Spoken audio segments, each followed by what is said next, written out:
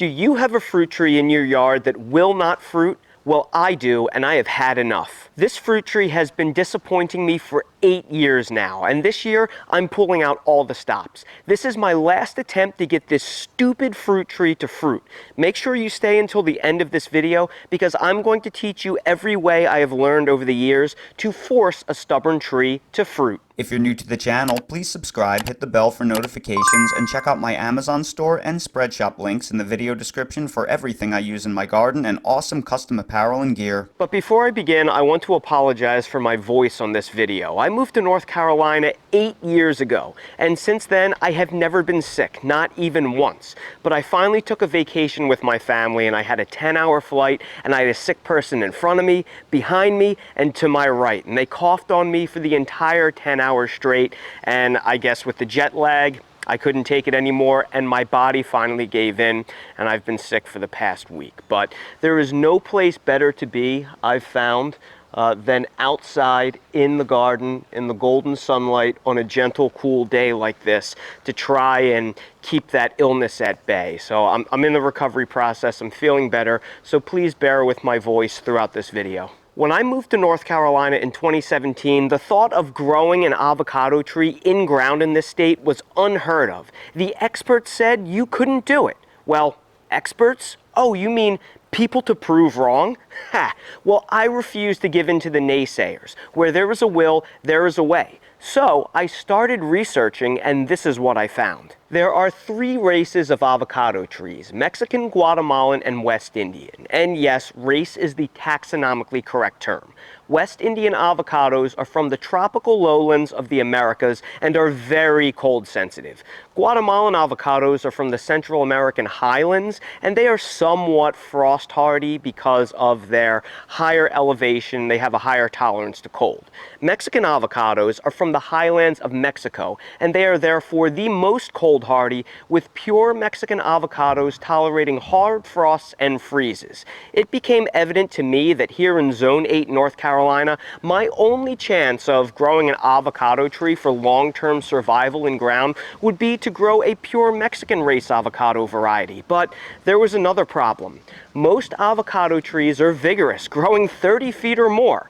I knew I would need to protect this tree anytime winter temps would drop below 28 degrees, so I needed a variety that was naturally dwarfing. What I learned was the most cold-hardy known pure Mexican avocado with a somewhat dwarfing growth habit was the variety Lila. So that is what I purchased, and I planted it in my yard in 2018, and it has been growing and thriving for over 7 years, almost 8, and it's doing beautifully.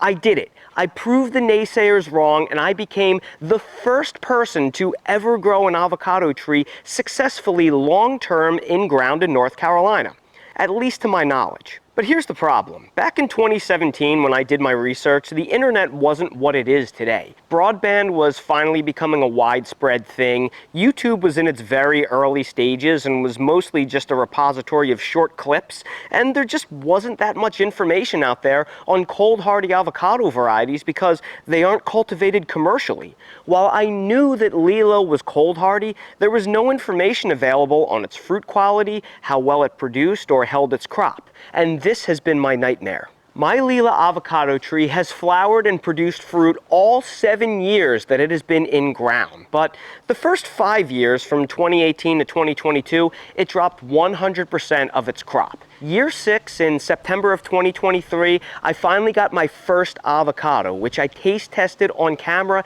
and loved. Last year, 2024, I got 6 mature avocados. I thought, finally, this tree has gotten over its jitters and it is becoming a reliable fruit bearer. So I expected that this year, 2025, I would have the biggest crop ever. But guess what happened? I got none. 0. The tree set hundreds of fruits like it always does, but it dropped every single fruit. I should be getting bushels of avocados by now, but I'm getting none. There is a lot more information on the internet today about cold-hardy avocados, including Lila. And what most gardeners have found by now is that while Lila is very cold tolerant for an avocado, and it does produce good fruit quality, it is known to be a poor producer.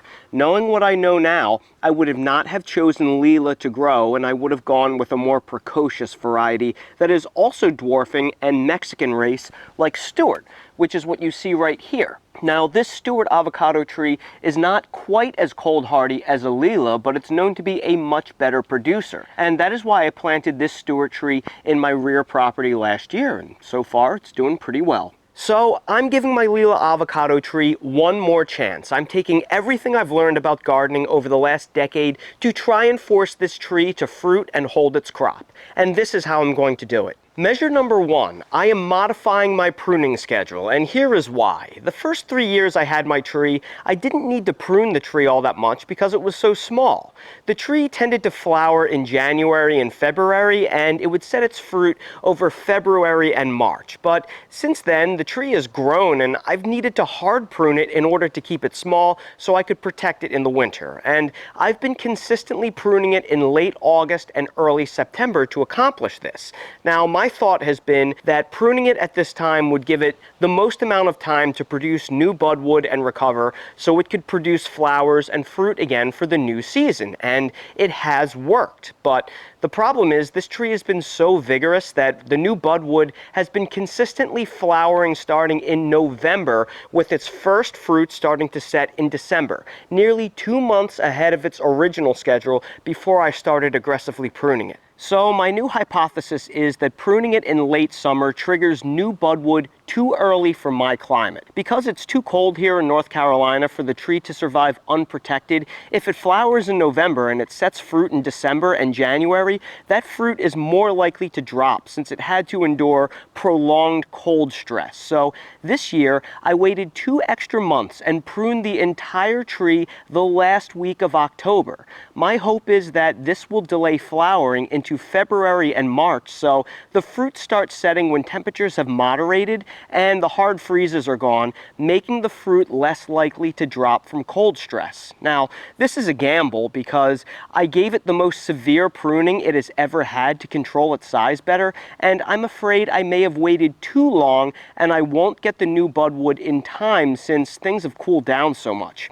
I guess we'll find out together. Measure number 2 that I'm taking is this tree for the first time ever will be getting no fertilizer or compost. Because I prune my tree so aggressively each year in order to keep it small, my logic has been that it would need ample fertilizer and compost to help it recover and grow new budwood quickly in time to flower again over the winter and early spring. But I now think this has actually backfired on me. I prune the daylights out of this tree every single year, and no matter how hard I prune the thing, it is towering over my house by the midsummer, just like this Meyer lemon tree right here, which I prune just as aggressively, if not more aggressively. So my working hypothesis is that the fertilizer and the compost has made the soil too fertile, and the abundance of nitrogen is causing the tree to grow with excessive vigor.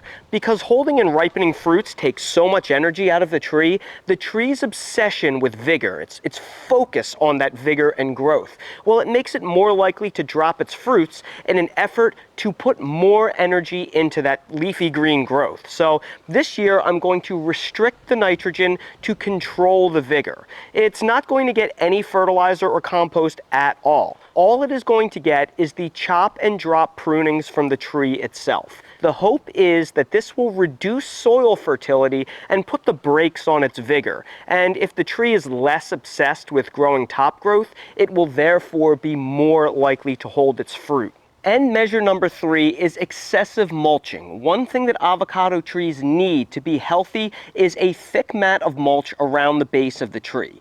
That's because avocado trees are very shallow-rooted, softwood trees that send huge amounts of feeder roots along the surface. If you don't create a rich layer of organic matter around the base of that tree that holds moisture and protects those surface roots from sunlight, those feeder roots will struggle to establish and the tree won't thrive. I knew this since day one, and I have always done so, and this year will be no different. So I'm going to take the massive pile of branches that I pruned from the tree, chop them into smaller pieces, and drop them all along the surface of the tree in an extremely thick mound. This matter will slowly decay over time and turn into the fertilizer that will feed the tree.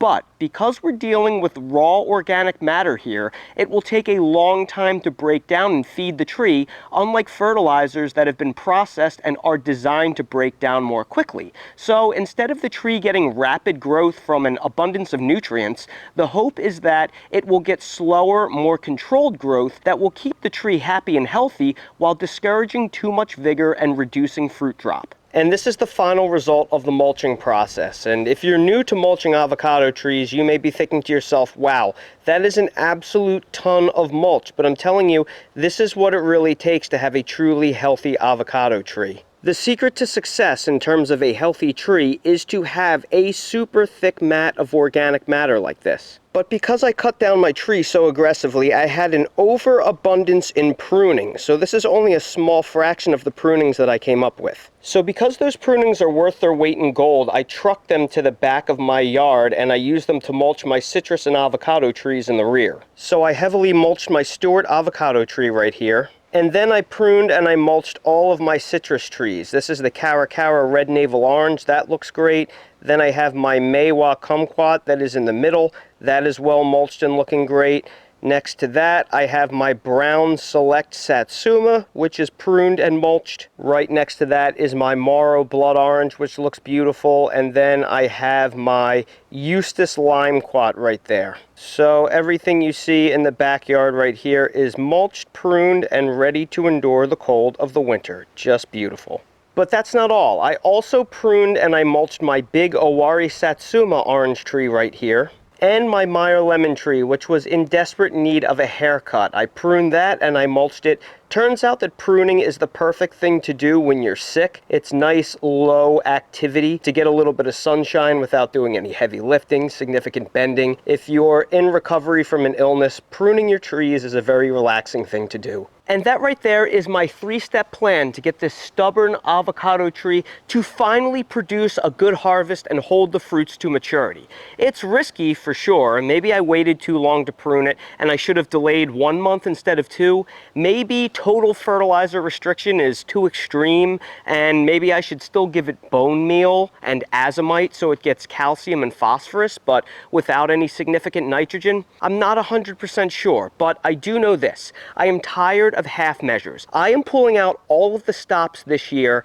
like a total elimination diet. This is my tree's last chance because that spot right there, well, it's the best real estate in my entire yard for a fruit tree, and I'm tired of dedicating this prime space to a stinker. So please be sure to follow along with me for updates along the way because I am very interested to see how all this turns out. So everybody, I sure hope you enjoyed this video and found it helpful. If you did, please make sure to hit the like button, subscribe to the channel, and please ring the notification bell so you are notified when I release more videos like these. If you're looking for detailed pruning guides on how to prune an avocado or citrus trees, I've made those videos in detail in the past, and I will place direct links to those videos down in the video description for your convenience if you want the finer details. For all of my favorite products that I use for pruning and growing fruit trees, I'll also place direct links to all of those items in the video description as well. For everything I use in real life in my yard and garden, all those products are linked in my Amazon storefront, so expand the video description, click on the Amazon storefront link, you'll see everything I use in my yard and garden in real life, and also check out my new website, themillennialgardener.com, if you want to buy custom merch to support my channel. Thank you all so much for watching, and I hope to see all of you again on the next video. Daly just got his first treat from the ice cream man. The ice cream man came down the street. You can still hear it. Yeah.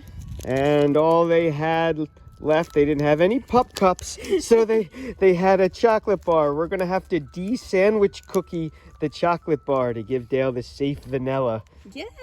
And the amazing thing is, Dale knew what the ice cream man was. He heard the truck and he about lost his mind. He was barking and alerting. Hold on. Okay, Mr. Handsome, tell us how you think it is. Are you even tasting it, buddy?